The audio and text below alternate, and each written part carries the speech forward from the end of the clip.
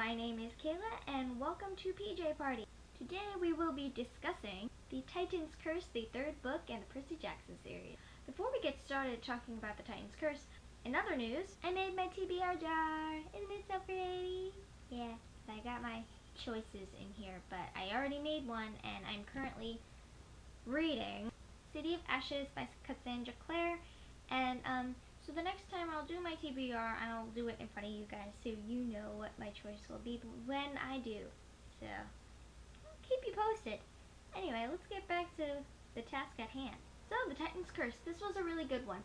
It wasn't one of my favorites, but I did enjoy it thoroughly. My one problem with this book was that Annabeth was not in it the entire book, and I was very upset. I missed Annabeth a lot. She was taken. Made me sad.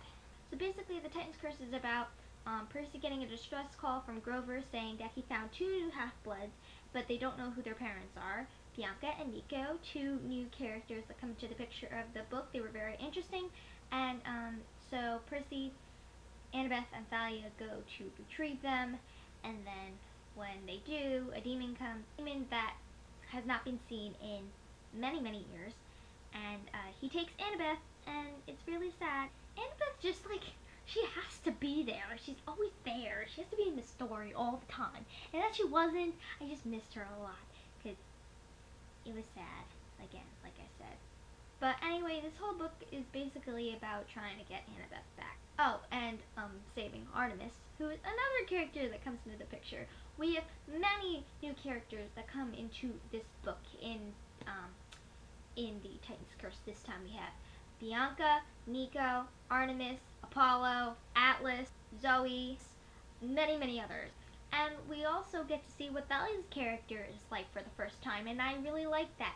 I didn't really like Thalia for most of the book until the very end, and then I appreciated her for the person she was. I appreciated her character and the depth in her character, like we're all supposed to do. We grow and learn from these characters, and then we find their inner beauty. So yeah, didn't like Thalia at first. Yeah, she was annoying, but then I learned to love her.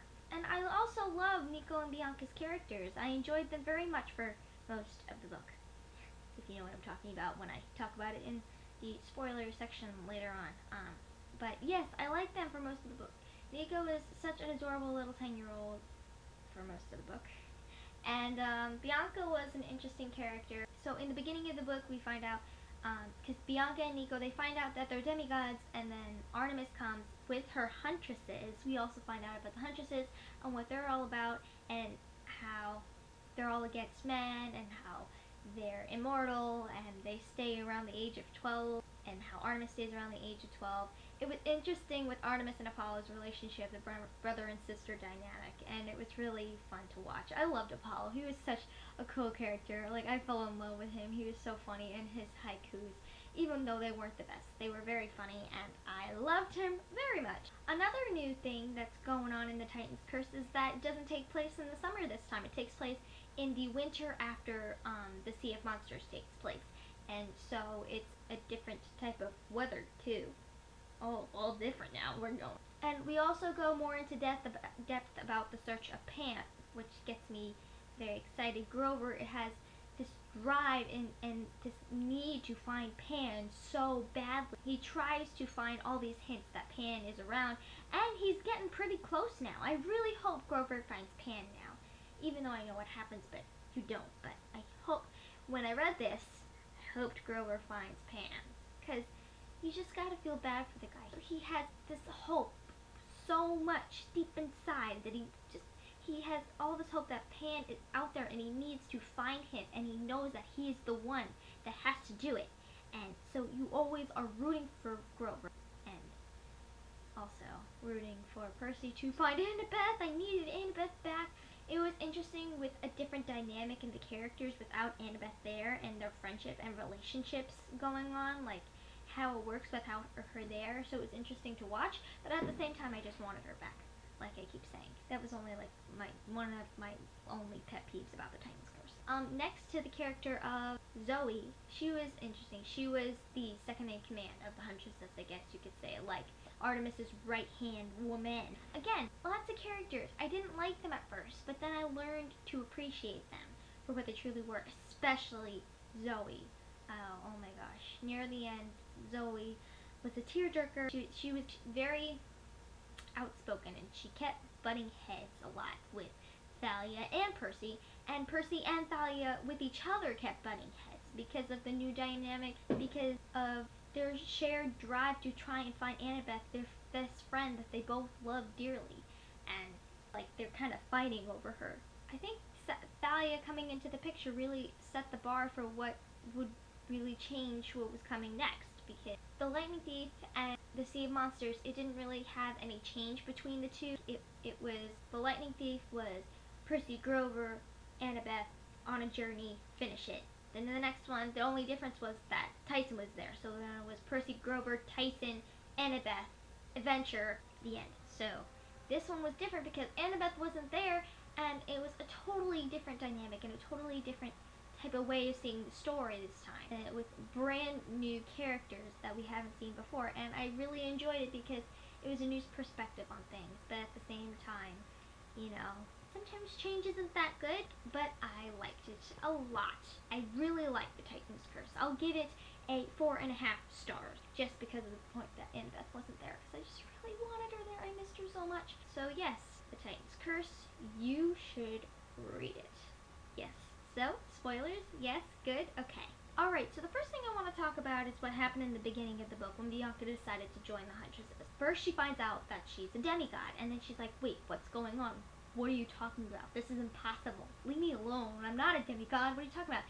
And then all of a sudden, she's like, oh, I want to be a huntress now. This sounds really cool. I'm totally all over that Greek mythology is real stuff. It's totally fine. Like, she got so used to that idea way too quickly, and then she just abandoned Nico. That kind of led to her dying. I don't blame Bianca for her death, but I blame her for leaving Nico like that. Like, I know you want to not take care of him anymore, but he's still your brother, and you can't just abandon him like that. It was really sad, Bianca's death, and that led to Nico going crazy and hating Percy at the end, and then that got me really mad at Nico. I'm like, no, Nico, don't do that. It's not Percy's fault. And then all of a sudden, Nico's like this 10-year-old badass. Hades' son! What the heck? I did not see that coming at all. I love how they explained that Hades didn't technically break the curse.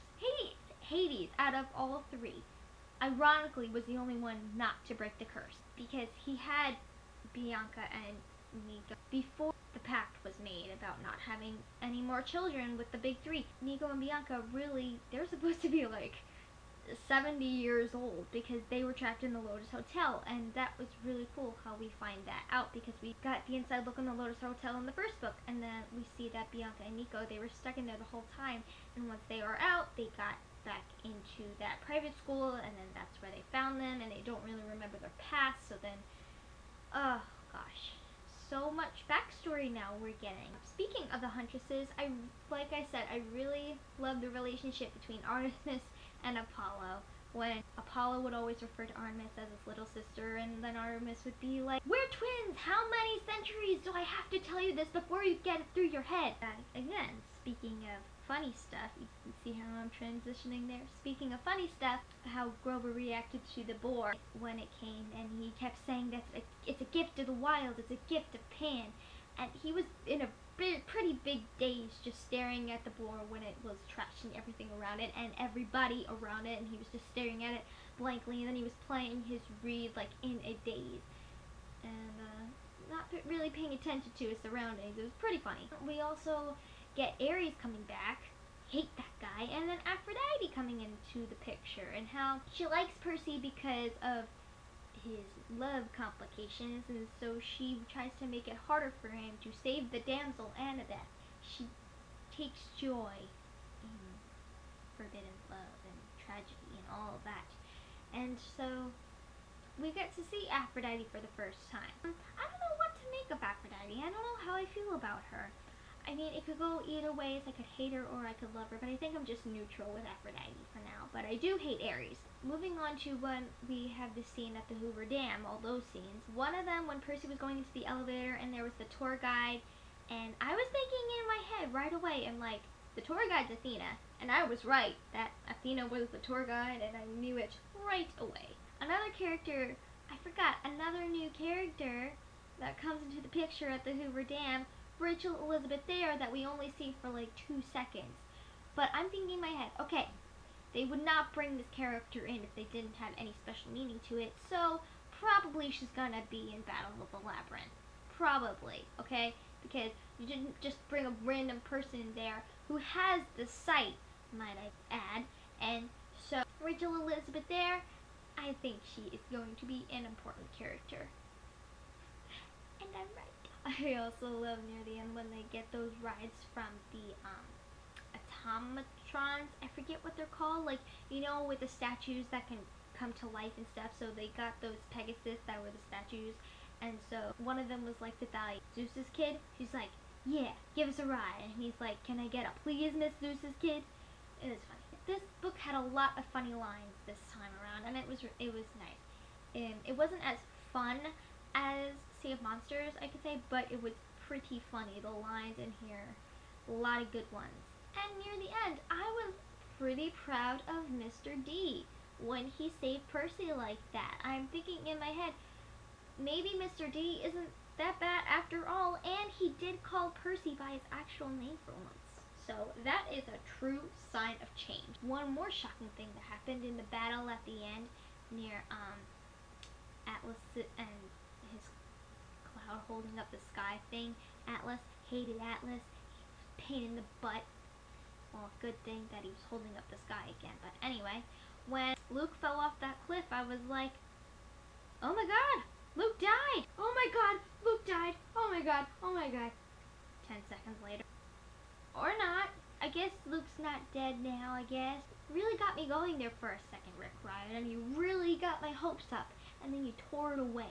I hate Luke, no matter what people say. I hate Luke. I was really happy to see also Annabeth's dad come into the picture too. That was a really nice thing to see. And his family, and even Percy said the way Annabeth portrays her dad, he seems like this evil guy. But really, he's just a dorky dad, not so bad. He's just trying to have a normal life. And I was really proud of him at the end when he comes in with his aeroplane and he shoots everybody down with celestial bronze bullets. It was really fun to read that too.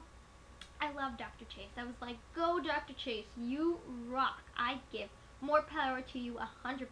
Another interesting thing is I love how Artemis is Santa Claus because of her sleigh, and we actually find out that she's Santa Claus.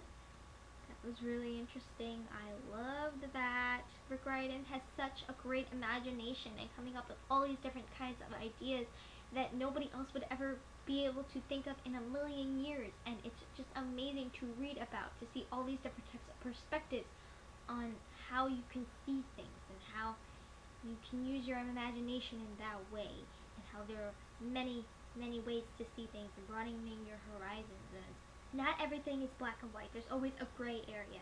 Okay, so was anybody else shocked that Thalia becomes a huntress at the end? Made me happy because that's when I actually liked her.